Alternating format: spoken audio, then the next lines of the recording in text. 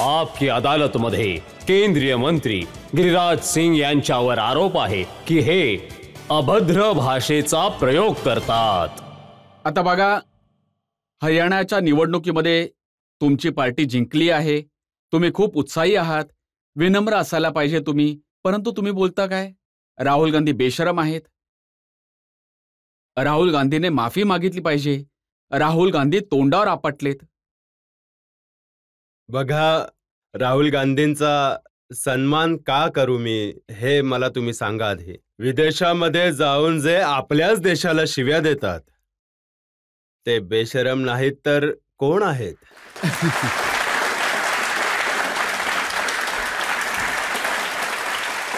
आणि जो माणूस हरियाणाच्या निवडणुकीमध्ये बोलत होता मी तर जिंकलो, अरे दादा, जिंकायच्या आधी कसे जिंकून गेला? जिंकलो करतोस तू। आणि आता हरले तर तुम्ही म्हणतात की आज जोकर आहे, हे बघा मी, आणि तुम्ही शब्द वापरले की लाल बबुआ, ते काय असतं?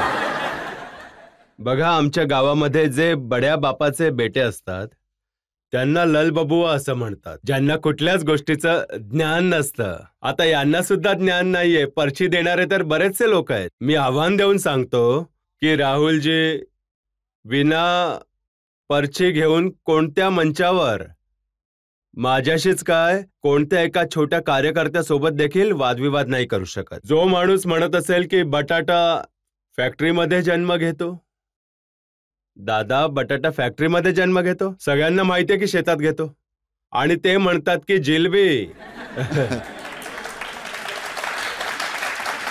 तर जिलबी मशीन मध्ये बनते, मी हरियाणामध्ये जिलबीची फॅक्टरी लावीन, आता लावा फॅक्टरी। बघा, ते म्हणाले होते की मी जी गोवानांमध्ये जिलेबी खाल्ली होती ती खूप चांगली होती, आणि मग मी माझ्या बहिणीला मेसेज केला की ही जिलेबी मी तुझ्यासाठी घेऊन येत आहे। मग बोलले की जर ही जिलेबी जर फॅक्टरीमध्ये बनेल, 10,000, 15,000, 50,000 लोक त्यामध्ये काम करतील, किती लोकांना रोजगार मिळेल? मी काय बोलू, मी तर छोटा माणूस आहे, ते तर राणीच्या पोटातून जन्माला आलेत, मी तर शेतकऱ्याचा मुलगा आहे। त्यांना माहिती असायला हवं की माणूस याला बनवत असतो। तुम्ही असं कुठे पाहिलंय की मशीनने त्याला बनवताना जिलबीला बघितलंय का दादा? त्यांना काहीच ज्ञान नाहीये, आणि हे प्राईम मिनिस्टरचे दावेदार आहेत। मी दवंडी पिटवून बोलतो की जर त्यांना गायींचा कळप जात असेल, त्यामध्ये मेल आणि फिमेल, बछडा आणि बछडी असेल, तर हे ओळखू नाही शकणार। ज्या माणसाला देशाची दशा आणि दिशा माहीतच नसेल तो लालबबूच म्हणवला जाईल ना, अजून काय बोलणार? परंतु गिरिराजजी, हे जे त्यांच्या पार्टीचे लोक आहेत, लोकसभेच्या निवडणुकीमध्ये जेव्हापासून काँग्रेस पार्टीने 99 जागा जिंकल्या आहेत, खूप उत्साहित आहेत। हरियाणाच्या निवडणुकीमध्ये मी बघितलं की त्यांच्या पार्टीचे लोक बोलत होते की राहुल गांधीच्या येण्याच्या आधीचं वादळ आहे, आता तुफान आहे, आणि त्या तुफानात बीजेपी उडून जाईल। आता बघा, एक आमच्या बिहारमध्ये थिथरोलॉजी बोलतात की जो थेथर, आता मी विचारतो, 99 वरती येऊन अटकून गेले तिसऱ्या वेळेस, आता देशामध्ये माहोल बनवत आहेत की मी मोदींना हरवलं। अरे मूर्खा, तुम्ही 3 वेळा 100 नाही करू शकले आणि आनंद साजरा करत आहात, आणि सगळे म्हणतात मोदीजी तर झुकले, मोदीजी।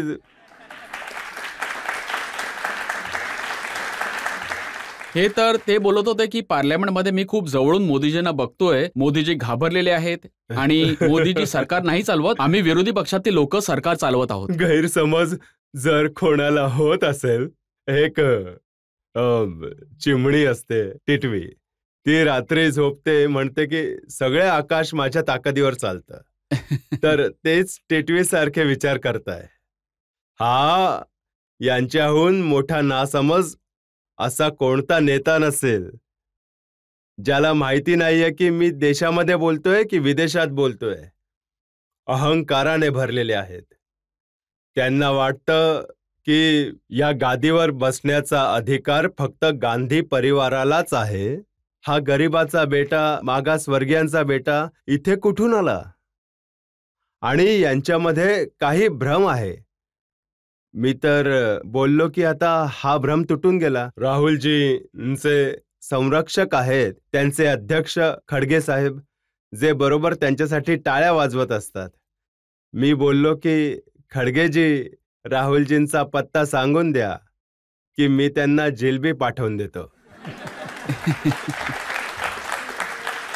परंतु बघा, खडगेजी तर बोललेत की मी तोपर्यंत नाही म्हणणार जोपर्यंत मोदीजींना सत्तेतून बाहेर नाही काढणार. मी त्यांच्यासाठी आयुष्याची प्रार्थना करतो. मोदी 100 वर्ष राहतील. तुम्ही चिंता नका करू. तुम्ही भीष्म पितामह सारखे लेटून राहा.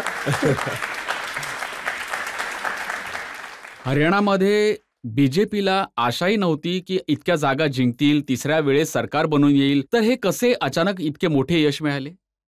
काठ की हांडी बार बार नाही चढता, आमच्या गावाची म्हण आहे. पार्लमेंटच्या निवडणुकीमध्ये या तुकडे तुकडे गँगने काठची हांडी चालवली. एक छोटेसे पुस्तक तुम्ही लोक टीव्हीवर बघत असाल, त्याला म्हणतात संविधान. आता काय आहे त्यामध्ये? लिहिलेले गाणे आहे, पुस्तक आहे, संविधानाचा कोणता अंश आहे. जर विचारून टाकलं की कोणत्या पेजवर संविधानाचे अनुच्छेद 42 मध्ये काय आहे, तर ते काय सांगू शकणार? संविधान, संविधान. आणि हे संविधान संविधान बोलत बोलत संविधान धोक्यामध्ये आरक्षण असे भ्रम पसरवले. यावेळी देखील तेच करत होते.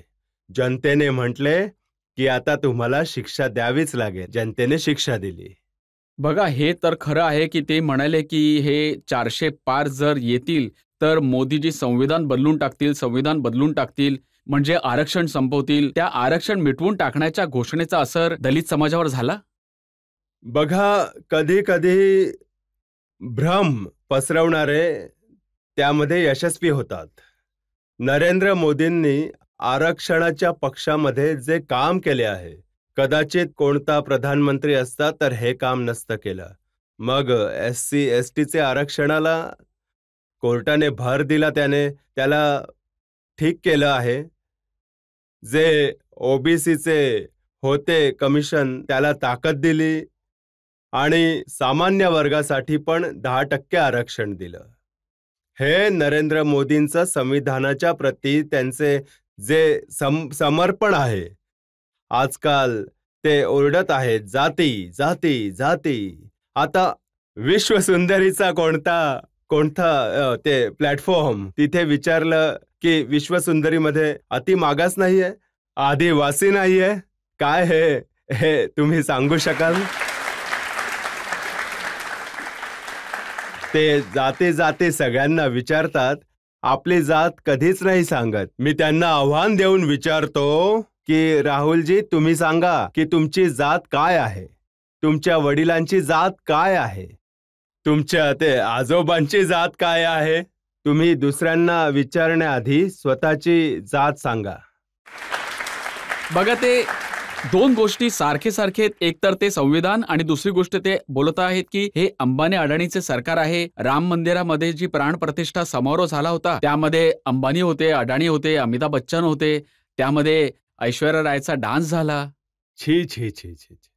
हे राहुल गांधी सुरुवातीपासून सनातनला शिव्या देण्याचं काम करताय आणि हा अपमान आहे भारताच्या सनातनचा. माहित नाही हे काय इच्छित आहे की भारतात आग लावून गृहयुद्ध घडवून मी इटलीला चालला जाईन. आपण लोक तर इथेच राहू, नरेंद्र मोदी तर इथेच आहेत, यांचे तर आजोळ पण आहे, पळून जातील. आपण लोक कुठे जाणार? यातून कोणीच पळून नाही जाणार आहे. तर सनातनमध्ये या प्रकारची गोष्ट बोलणं सनातनचा अपमान आहे. गिरिराजजी, त्यांनी हरियाणाच्या निवडणुकीमध्ये हे बोलले लोकांना की त्या समारंभात गरीब व्यक्ती नाही दिसला, मजूर तर बिलकुल नाही. छी छी छी छी. त्यांना तर चष्मा माझा घेऊन घ्या. जर तुम्हाला दिसतच नसेल तर माझा चष्मा मी देतो. मोदीजींनी ते काम केलं आहे की कुंभच्या मेळ्यामध्ये जे सफाई कर्मचारी होते त्यांचे देखील पाय धुण्याचं काम केलं. आजपर्यंत आजपर्यंत नेहरू खानदानामध्ये कोणीही सफाई कर्मचाऱ्यांना सन्मान दिला नसेल, जो सन्मान मोदी देत असतात समाजाच्या प्रत्येक वर्गाला. आपण आता जनतेमधून 1-2 प्रश्न घेऊया. माझा प्रश्न आहे, राहुल गांधीजी जर देशाच्या बाहेर जातात, ईव्हीएमच्या विरुद्ध बोलतात, संविधान बदलण्याची गोष्ट करतात, ते इतके मोठे नेता आहेत, आपली गोष्ट मांडू शकतात, यामध्ये चूक काय? तुम्ही जर तुमच्या घराला शिव्या द्याल गावामध्ये जाऊन दुसऱ्या भागामध्ये, तर तुम्हाला चांगलं म्हणतील की वाईट म्हणतील?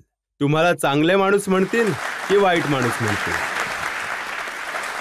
तुम्हाला अधिकार आहे देशामध्ये, संसदेमध्ये तुम्ही तुमचं मत मांडू परंतु शकता. तुम्ही पण तर बिलकुल एक्स्ट्रीमची गोष्ट बोलत आहात.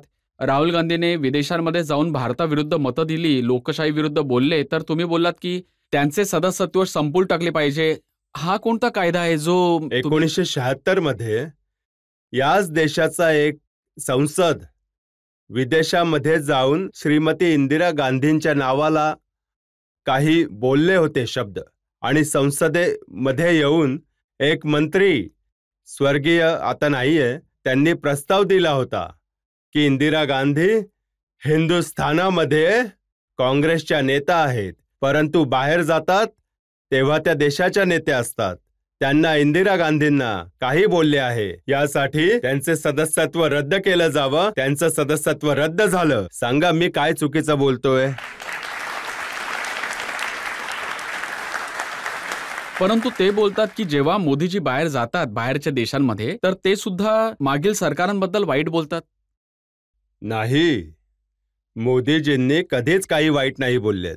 मोदीजी आपल्या सरकारचे, देशाचे, भारताची उपलब्धीला सांगतात की आज माझ्या इथून ट्रेन, या प्रकारे ट्रेन चालत आहे, या प्रकारचे रस्ते आहेत, आम्ही 74 पासून 150 आम्ही एअरपोर्ट सुरू केले, हे बोलतायत. आणि आज मी आव्हान देऊन बोलतो की कोणी भारतवंशी विदेशात जातो तर त्याच्या पासपोर्टची ताकद मोदीजींमुळेच वाढली आहे.